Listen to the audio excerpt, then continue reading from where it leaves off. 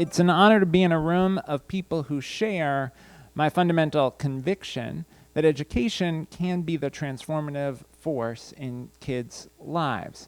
It's an honor to be in a room of people who've dedicated their careers to the work of making school places that nurture kids' whole selves. And so I want to talk this morning about that theme, and I want to begin by sharing why I feel so passionately about this work personally. For me, education is the reason I'm standing here today. Education is the reason I'm alive today. I grew up in New York City. I grew up in Brooklyn. Both my parents were lifelong New York City public school educators. My father was African American and was born just after the turn of the 20th century into a very segregated New York City, and saw a path to opportunity through becoming a teacher and a principal. My mother was born in Ponce in Puerto Rico, came to New York City as a kid in a classic New Yorican story, moved to the Bronx, learned English in the New York City public schools, went to City University of New York, Hunter College, and became a teacher and a school counselor. She was actually the school counselor in my elementary school, so I always tell folks I was a very well-behaved elementary school student. They both gave their lives to New York City schools, but they couldn't have known the difference that New York City schools would make in the life of their child. Both my parents passed away when I was a kid. My mom when I was 8, my dad when I was 12. My mom passed in October of 4th grade. She had a heart attack one morning at school. And after she passed, I lived with my father. My father was quite sick with undiagnosed Alzheimer's. So home was this place where I didn't know what my father would be like from one night to the next. Some nights he'd be angry, and some nights he'd be sad. Some nights he would talk to me. Some nights he wouldn't. I can recall one night when he woke me up at 2 in the morning and told me it was time to go to school. I remember being on the staircase in our house, arguing with my father about whether or not it was time to go to school at 2 a.m., and I didn't know why. I didn't know why he was saying that. I remember holding on to the banister on the staircase as my father pulled me on the stairs, and I kept saying, "No, Daddy, it's not time to go to school. It's not time to go to school." And I didn't know why he was doing that. And so that's what home was like, night after night. As he got more and more sick, I took on more and more responsibility. I had to figure out how to just get food in our house, how to keep our household going. I experienced the sense of loneliness and isolation that comes with that kind of experience, the sadness, the experience of being hungry, of not knowing when I would eat next. But the thing that saved me was that I had a series of amazing New York City public school teachers who made school a place that was safe and supportive and engaging. I had a teacher in 4th, 5th, 6th grade, Mr. Osterweil, whose classroom was a safe haven from everything that was going on outside of school. In his classroom, we read the New York Times every day. I always say he was doing college and career-ready standards before we called them college and career-ready standards. We did productions of Midsummer Night's Dream, Shakespeare in elementary school, and Alice in Wonderland. I was the rose in Alice in Wonderland with a big red felt petal sticking out of my head. And I remember those things like it was yesterday because his classroom was such an important place in my life. In his classroom, we learned the leader and capital of every country in the world. He showed us this whole world of possibility beyond Canarsie, Brooklyn. He took us to the museum and to the ballet. He gave us a chance to imagine a different future than what we were experiencing. And one of the great privileges, one of the great honors of my life was being able to have Mr. Osterwell come to my swearing in as secretary, just so that I could say in a small way thank you to him for creating that space for me, even though he didn't know what was going on outside of school. And for so many of us as educators, every day we are working with students who are facing immense challenges outside of school. Sometimes we know, sometimes we don't. But we can create that space that allows them to be a kid when they can't be a kid outside of school. And as my father got more and more sick and I took on more and more responsibility, I moved from elementary school to middle school, And by the time I was in middle school, I would sit in class every day wondering what was going on with him, wondering what he was doing at home, wondering what would happen that night, wondering about how we were going to just survive. But again, I had these amazing teachers who made school a place that was engaging and interesting and challenging enough that I could think about something else even for a moment. I remember I had a teacher in 7th grade social studies, Miss D. She was a part-time actress and also a teacher. And that was present in every day's class. And she had us do this project on Aztec history. And when we were doing that project, even though I was always thinking about the stuff going on at home, the only thing that mattered in that moment in her classroom was to be the best Aztec sportscaster there'd ever been. And that was a gift to me. And actually, I had the chance when I was Commissioner of Education in New York to go back and visit my middle school to be principal for a day at Mark Twain Junior High School in Coney Island. And Miss D was still teaching, same classroom. I went up to Miss D's classroom. I walked in the door. She greeted me so warmly, and she said, "I have something to show you." And like every great social studies teacher, she walked over to this huge cabinet, and she pulled a chair over, and she climbed up on the chair, and she started rifling through things. And do you know she pulled out the Aztec newscast project from our classroom that she had saved up above that cabinet, and then proceeded to tell me what all the students were up to, remembered all their names. Right? Miss D was a blessing in my life. My father passed when I was 12. I moved around, different family members, different schools, but it was always teachers who gave me a sense of hope and purpose. So when we talk about equity, when we talk about the equity challenge, to me, it is ultimately about what are we doing to make sure that school is that life-saving place, that life-saving force for every child. Now, as I moved around between family members and schools, the truth is I struggled. Right, it would be very tidy to end the story there and say, and so then I had these great teachers, and I went to school, and it all turned out great, and then I was Secretary of Education. But that isn't the story. Like so many young people who experience trauma at early ages, I struggled in high school. I struggled with adult authority. I got in trouble a lot. I got in so much trouble that I got kicked out of high school. I'm the first U.S. Secretary of Education to have ever been kicked out of high school. But I hope that I'm not the last, because in many ways my story is also a story of second chances. That there were educators and a school counselor and family members and mentors who were willing to see me as more than the sum of my mistakes. And for too many of our young people, they don't get those second chances. Too often in our society, we decide because of a mistake a child has made at 15 or 16 or 17 that we're going to throw their lives away. In juvenile justice facilities all over this country, there are kids who we have given up on because of a mistake that they have made. In my state, in my home state, in Maryland, there are kids who are prosecuted for crimes and sent to detention centers who are under 10. Right? This decision that we make to give up on kids is a missed opportunity, not only in their lives, but for our whole society. So I was blessed. I was blessed that people gave me a second chance. They could very easily have said, here's an African-American, Latino male, family in crisis, struggling in school, no respect for authority. What chance does he have? But they didn't. They chose to invest in me.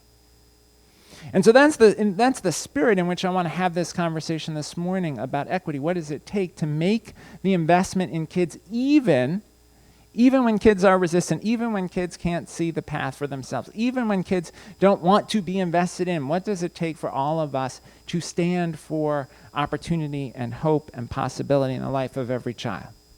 Now, as we turn to that conversation, I want to remind us of the extraordinary resources that California brings to bear. When you think about the financial resources that are present in the state of California, you think about the arguably most comprehensive public higher education system we have in the country.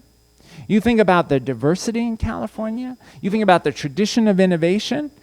Right? There's no reason that California shouldn't be leading the country in the work to advance equity and justice. And yet, we know that there are these huge equity gaps. And I was saying to folks last week at the Equity Forum, too often I find when I come to California, there is a certain self-congratulatory progressivism.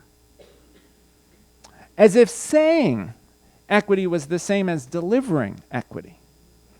But the truth is, it isn't. And I could use any number of statistics here. I raise this issue around math achievement because it's so central to kids' ability to access STEM careers and access opportunity in the tech sector that is driving so much of the economy in the state. But if you look at math achievement in the 3rd grade, 7 out of 10 African American 3rd graders are not meeting math standards.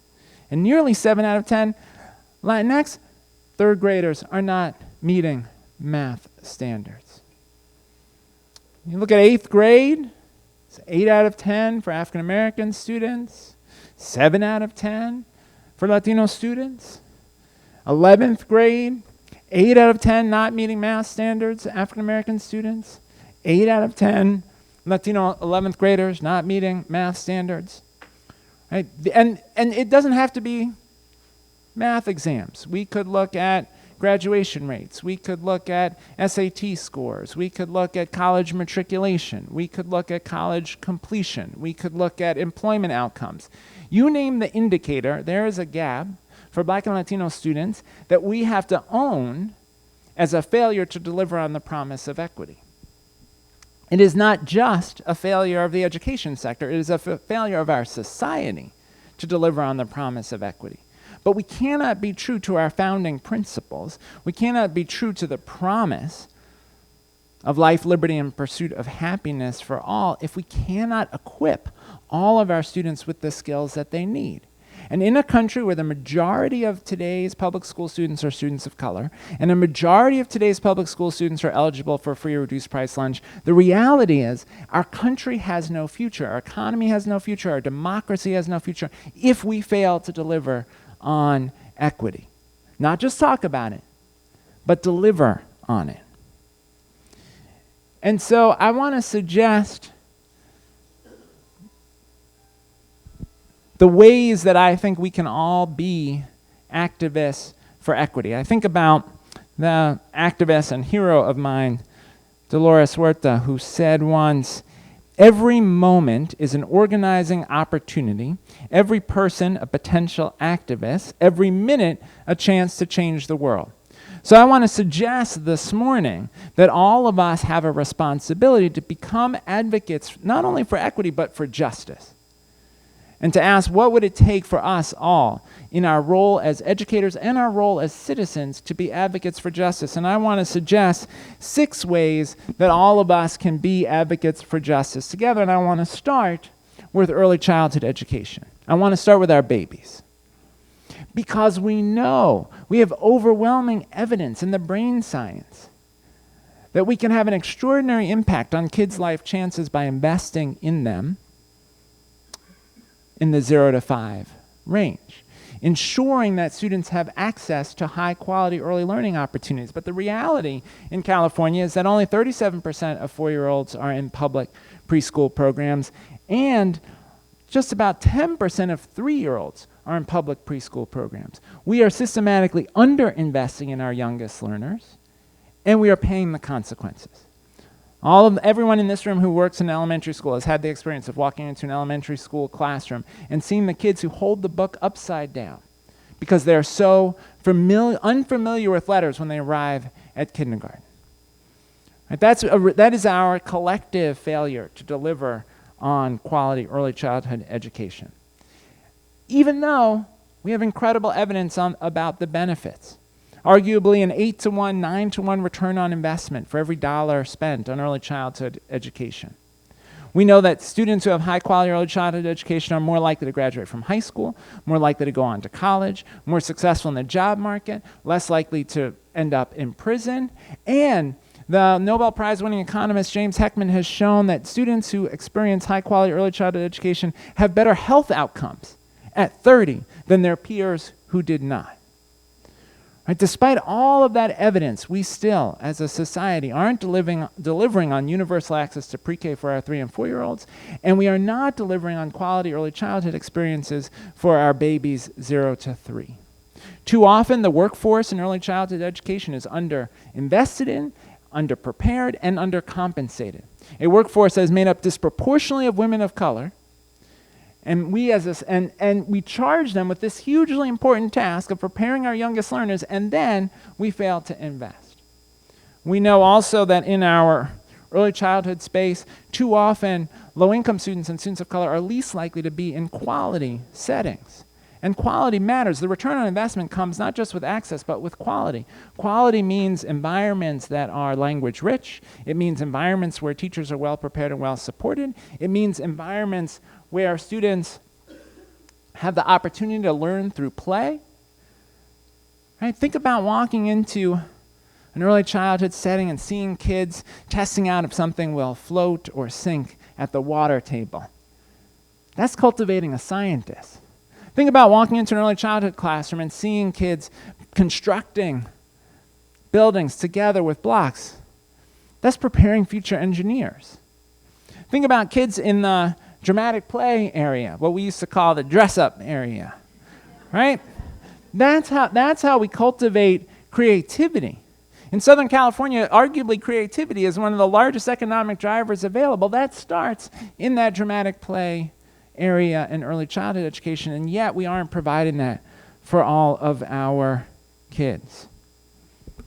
We also, so to be advocates for justice, to be champions for justice, to be advocates for true equity, we have to start with investing in our earliest learners. Second, California is arguably one of the richest places in the world, and yet Los Angeles ranks 7th in the U.S. in income inequality. And we see it every day. You see it when you see folks who are homeless. You see it when you see folks who are hungry. And you see that our inequality is growing as a state and as a country. And so to be advocates for educational justice, we have to be advocates for a more just society, a more just economy. We have to reject those who would draw a false dichotomy between what happens in school and what happens outside of school. Because guess what? Kids are in both places. Kids live in both places. And so when people say, well, what happens outside of school doesn't matter, school can do everything, we know that can't possibly be right. That it can't possibly be true that a kid's learning won't be undermined by moving between different homes night to night. That a kid's education won't be undermined by living in fear of a knock from ICE at the door. At the same time, we also know it can't possibly be true that school is irrelevant and demography is destiny. So if we reject that false dichotomy, we have to be advocates for schools that become hubs of services in the community. Schools that try to address the many needs that kids bring, and we need to be advocates in our broader society to change our policies around housing, around immigration, around law enforcement, around criminal justice, so that we produce a more equitable society. During the Obama administration, we invested in an initiative called Promise Neighborhoods. The idea there was that we ought to partner schools with community-serving organizations to try to make more services available in schools, whether that's access to health services or dental screenings. I think about a study I read recently that was done at Johns Hopkins. It was a shocking study. You're going to be shocked by this finding. So they looked at students who couldn't see the board or read the book, and shockingly, they do worse in school. And then they had an intervention. I mean, this is crazy. They had an intervention where they provided kids with access to quality vision care. And get this. If you can see the board or read the book, you do better in school. Right? And I make light of this study because it seems self-evidently true. But the tragedy is that study hasn't turned into every kid in America having access to quality vision care. So in schools all across America, there is a kid today who is being labeled incorrectly as unable to learn to read because they don't have glasses. Right? And so when we think about wraparound services and building community schools. We have to think about what does it mean to meet the needs of our children that get in the way of their success. Third, if we're going to be effective advocates for justice, we have to be advocates for strong, diverse teachers.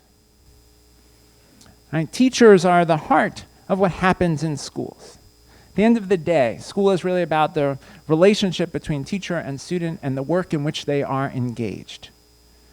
And so we have to be advocates for strong teachers, and we know, sadly, that too often low-income students and students of color are disproportionately assigned to first-year teachers, teachers who did not study the subject they are teaching, teachers who are rated less effective. And so we have to be advocates for making sure the strongest teachers get to the highest needs students. That means we have to be advocates for better teacher preparation that is more practical, that is more closely linked to the actual challenges students will face in the classroom. We need to be advocates for teacher preparation that prepares all teachers to work with English learners and students with disabilities. We have to be advocates for teacher preparation that tackles meaningfully issues of implicit bias and culturally relevant pedagogy. My friend Ayele is here. We did our master's in teaching program together 20-ish or so years, 25-ish years ago. And we had a course that was, I think it was called like multicultural education. And every week we had a theme. It was like a potluck. You know, we had African American week and Latino week and English learner week and students with disabilities week. That's not real preparation for our diverse classrooms today. Now, there are lots of good things about our program, don't get me wrong, but there wasn't adequate attention to the real things we would face in classrooms.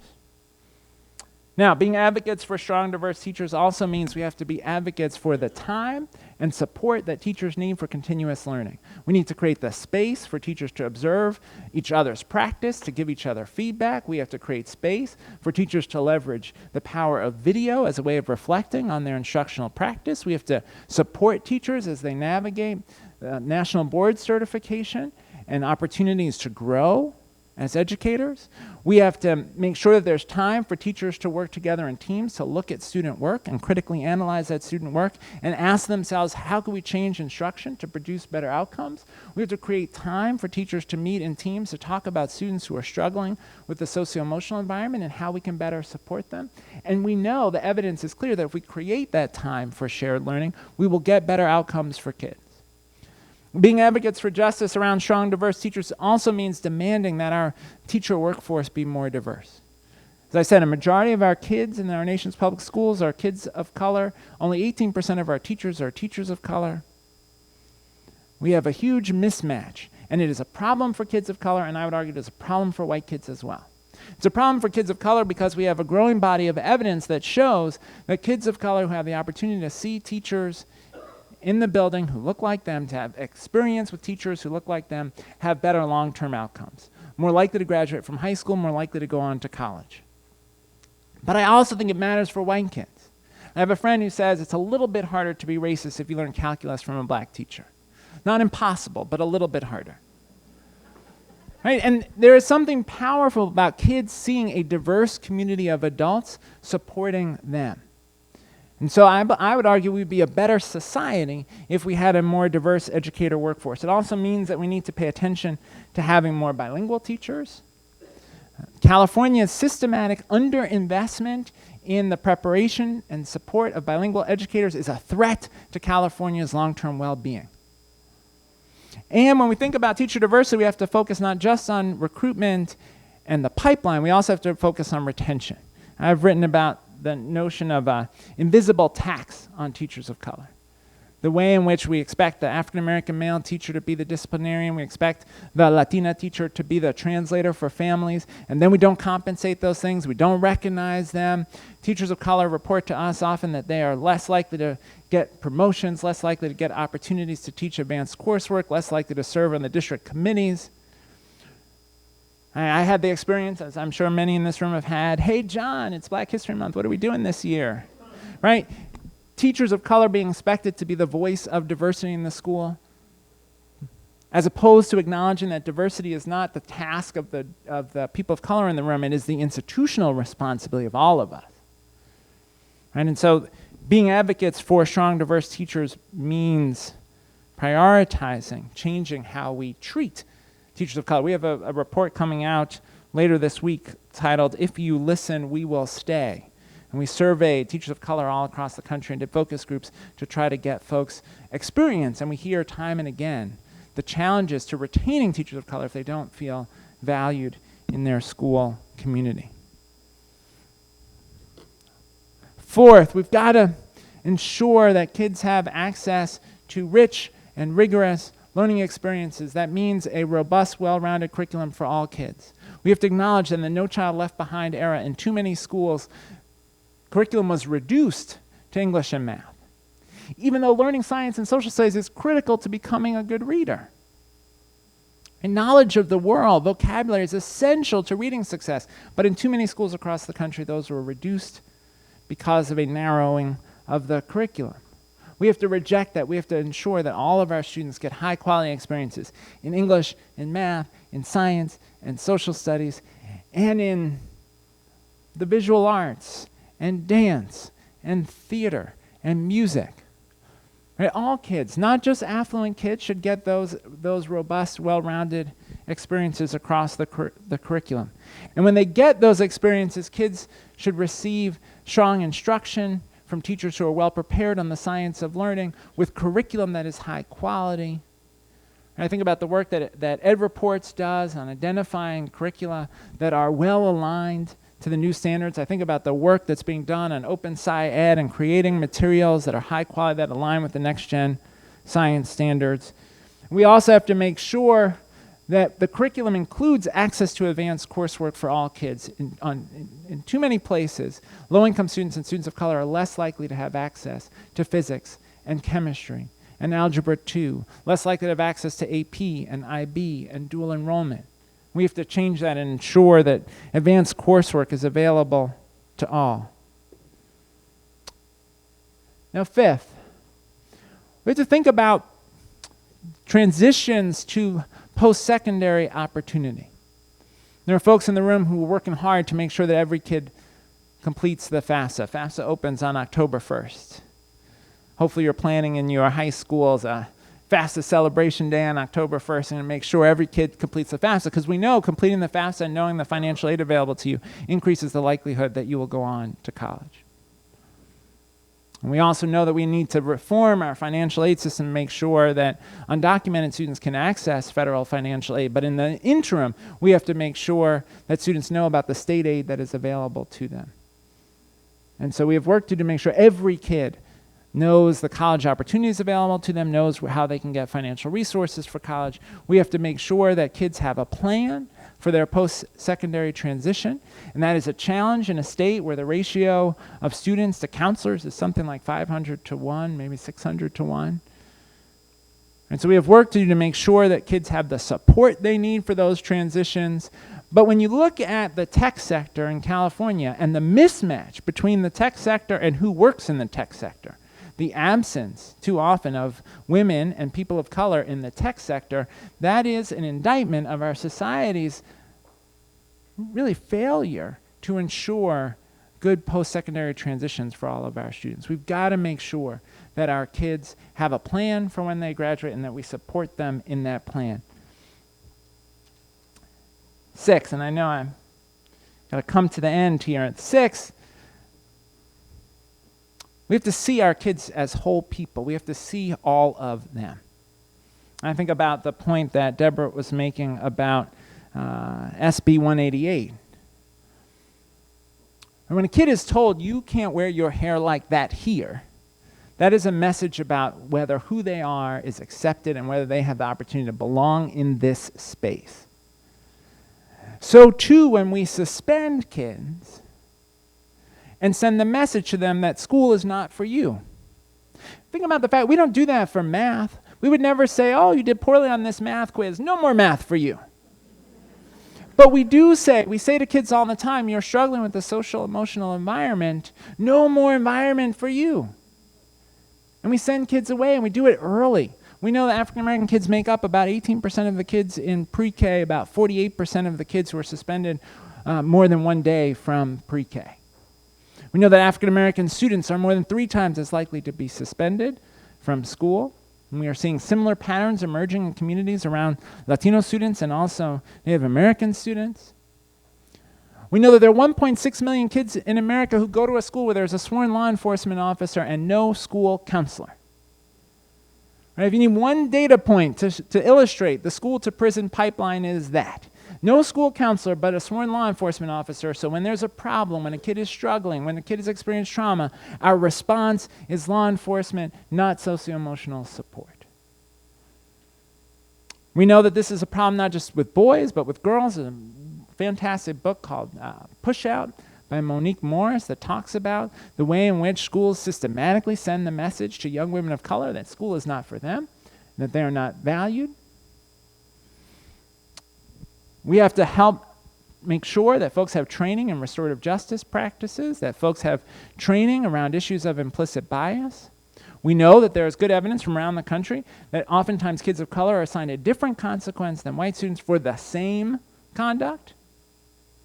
But we also know there are interventions that make a difference, that relationship building can make a difference. It's a fantastic study which showed if teachers went through a professional development experience where they read about how kids view their experience of school, then read about how to build stronger relationships with students, and then wrote about a plan for how they would build stronger relationships with students, their referrals to exclusionary discipline dropped precipitously. Another study that showed that if you had 7th graders write letters to 6th graders about how to navigate middle school, the 6th graders were less likely to get in trouble in school because they felt like someone was listening to them, seeing them, helping them learn to navigate. Another study that showed that when teachers write on a paper in an English class, I'm giving you this feedback because you should have comments on your paper, as opposed to another group of students who got feedback that said, I'm giving you this feedback because I have high expectations for you and I know you can achieve them. The students who got the feedback that signaled relationship were dramatically more likely to submit revisions of the paper and as a result got better academic outcomes. We know what we need to do to build stronger relationships so we are not so reliant on exclusionary discipline. We just have to do it if we want to advance an equity agenda. Seeing kids also means seeing the fact that kids speak a language other than English at home as an asset, not a deficit. It means valuing the language that kids speak at home and their cultural experiences outside of school. Seeing kids as whole people means seeing our LGBTQ kids, honoring their identity, making sure that they are safe at school. Seeing our kids as whole people means that we need curricula that provide windows and mirrors. And President Obama, in his final speech, talked about To Kill a Mockingbird. Oh, for the days when we had a president who liked to read.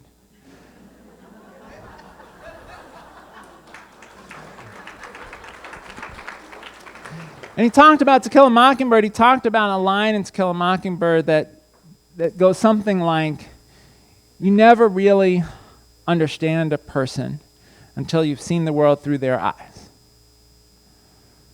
And so we need curricula that gives students opportunities to see themselves, to see authors that look like them, to hear about historical experiences of people who look like them. But we also need curricula that create opportunities for kids to learn to do what my wife, who's a developmental psychologist, would call perspective taking, to see the world from someone else's perspective.